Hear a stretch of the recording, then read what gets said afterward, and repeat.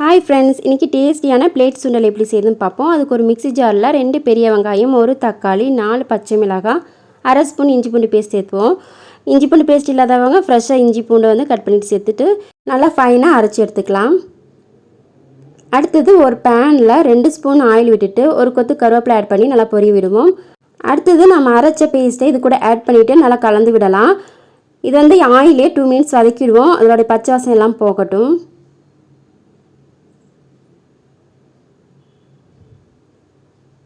இப்போது நல்லா வதக்கி விட்டதுக்கப்புறமா கொஞ்சமாக தண்ணி ஆட் பண்ணிக்கலாம்.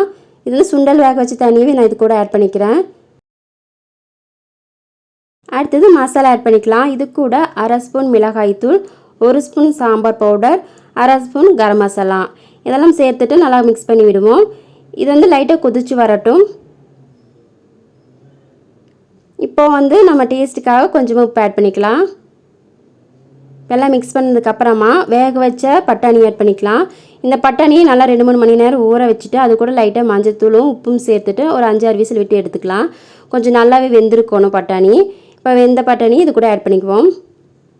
இப்போ ஆட் பண்ணிவிட்டு நல்லா ஒரு கொதி விட்டுட்டு கொஞ்சம் திக்காகி வரும். அப்போ வந்து நம்ம ஸ்டவ் ஆஃப் பண்ணிடலாம். இப்போ பார்த்திங்கன்னா நல்லா கொதிச்சு திக்கான கன்சிஸ்டன்சி வந்துருச்சு.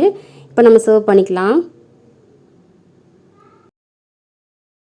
இந்த சுண்டல் பார்த்திங்கன்னா நம்ம வீட்டிலே ஈஸியாக ரெடி பண்ணிக்கலாம். வெரி டேஸ்டியாக இருக்கும். ஸோ நீங்களே வீட்டிலே ட்ரை பண்ணி ஹெல்த்தியாக சாப்பிடுங்க.